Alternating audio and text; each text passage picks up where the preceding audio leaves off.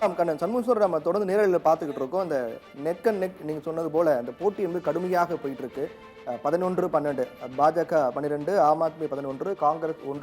16-15 மாறிவிட்டது. எண்ணிக்கை மாறிக்கொண்டே போகின்றது. இப்படியே கடைசி கிட்டத்தட்ட 70 தொகுதியில் மட்டும்தான் இருக்கின்றது. இப்படியே கடைசி வரை செல்லக்கூடிய பட்சத்தில் மிக முக்கியமான தொகுதியாக பார்க்கப்பட்ட புதுடெல்லி, கல்காஜி, ஜங்பூரா இந்த தொகுதியில் மிக முக்கியமான வேட்பாளர்கள் களம் காண்டிருக்காங்க. புதுடெல்லியில் அரவிந்த் கெஜ்ரிவால், கல்காஜியில் தற்போதைய முதலமைச்சராக கூடிய அதிசி, அதே போன்று ஜங்பூராவில் மணிஷ் சிசோடியா போட்டிடுறாங்க.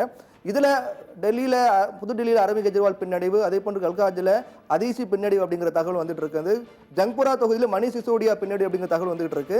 இங்க இருக்கக்கூடிய இந்த முக்கியமான தொகுதிகளை யாரெல்லாம் முன்னிலை வகித்து இருக்காங்க தகவல் ஏதாவது இருக்கா?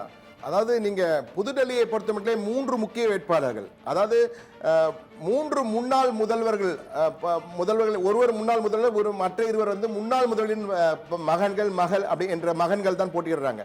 அதாவது அரவிந்த் கெஜ்ரிவால் முன்னாள் முதலமைச்சர் அங்கு, அதே போன்று ஷாகேப் சிங் வர்மா என்ற பாஜக முதலமைச்சருடைய பையன் தான் அங்கு பர்வேஷ் போட்டியிடுகிறார். அதே போன்று நீங்கள் பார்த்தீர்கள் சந்தீப் தீக்ஷித், ஷீலா தீக்ஷித் என்ற மகன் போட்டியிடுகிறார். எனவே கடும் போட்டி இருக்கும் என்பதை முதலிலிருந்தே பார்த்தோம். எனவே காங்கிரஸ் ஆம் ஆத்மியின் வாக்குகளை பதம் பார்க்கிறது, பிரிக்க ஆரம்பித்திருக்க என்பதுடைய விளைவுதான் டெல்லி முதலமைச்சர் அரவிந்த் கெஜ்ரிவாலுடைய பின்னடைவு என்ற முதற்கட்ட தகவல். ஆனால் இது வெறும் முன்னிலை நிலவரம் தான். இது தபால் வாக்குகளின் அடிப்படையில் தான். இதற்கு பிறகு முதல் சுற்று வாக்கு எண்ணும் பொழுதுதான் அந்த முழுமையான வாக்குப்பதிவு நிலவரங்கள் நமக்கு தெரிய வரும். ஆனால் தற்போதைய நிலவரத்தை பார்க்கும் பொழுது நீங்கள் பார்க்கலாம், டெல்லிக்கு ராஜா யார் என்பதில் 16-15-1 என்ற வகையில் இருக்கிறது. எனவே போட்டி இருக்கிறது. ஆம் ஆத்மியின் முக்கிய வேட்பாளர் நீங்கள் சொன்னது போல புதுடெல்லி தொகுதியிலே அரவிந்த் கெஜ்ரிவால், கல்காஜியிலே அதிஷி, அதே போன்று ஜனக்புராவிலே மணிஷ் சிசோடியா என 3 முக்கிய முன்னணி தலைவர்கள் ஆம் ஆத்மிக்கு முப்பெரும் தலைவர்கள் என்பார்களே, அது போன்ற தலைவர்கள் பின்னடைவு இருந்தாலும் தபால் வாக்குகள் தான் பின்னடைவு. முதல் சுற்று வாக்குகள் எண்ணப்பட வேண்டும்.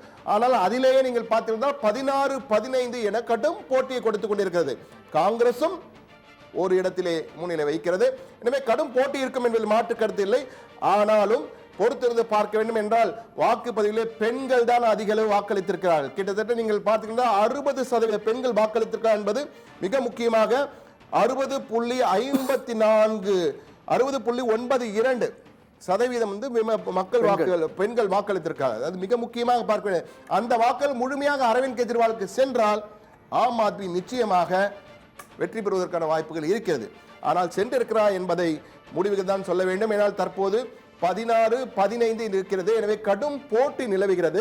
இந்த போட்டியில் என்றால் முடிவுகள் வரவதால் நமக்கு தெரியும். ஆனால் தற்போதைக்கு முதற்கட்ட தகவல் கெஜ்ரிவால், மணிஷ் சிசோடியா, அதிஷி ஆகியோர் பின்னடைவு என்பதுதான் தற்போதைய நேரத்திற்கான தலைப்பு செய்தி.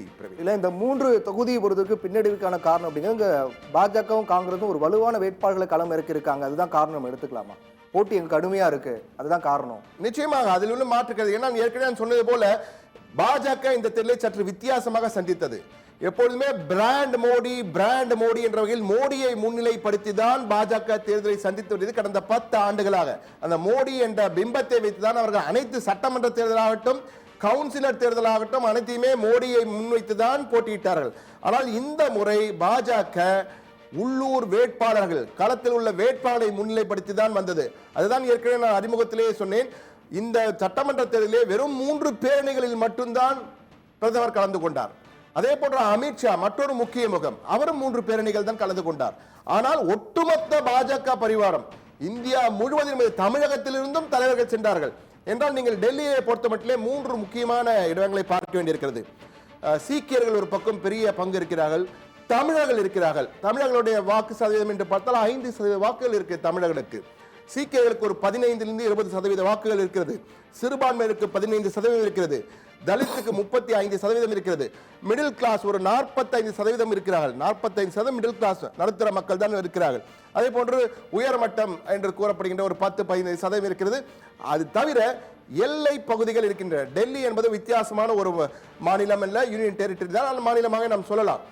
ஹரியானா ஒரு பக்கம், பஞ்சாப் ஒரு பக்கம், ராஜஸ்தான் ஒரு பக்கம், அதே போன்று உத்தரப்பிரதேசம் ஒரு பக்கம், உத்தரகாண்ட் ஒரு பக்கம், இமாச்சல் ஒரு பக்கம் என்று அனைத்தும் சூழ்ந்து நடுவில் இருக்கின்ற பகுதி, அனைத்தும் இருக்கிற ஒரு பகுதி.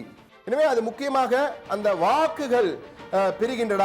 எந்த பகுதியில் எவ்வளவு வாக்கு என்பதை பார்க்க வேண்டியிருக்கிறது. வித்தியாசம் என்பது அதிகமாக இருக்கு சண்முகசுந்தரம். அதாவது ஆம் ஆத்மி 10, பாஜக 16. அந்த நேரம் செல்ல செல்ல வாக்கு எண்ணிக்கை செல்ல செல்ல இந்த வித்தியாசம் என்பது அதிகமாகிக் கொண்டே போகின்றது. அந்த வித்தியாசத்தின் விகிதம் ஆம் ஆத்மிக்கு பின்னடைவாக தான் இருக்கின்றது.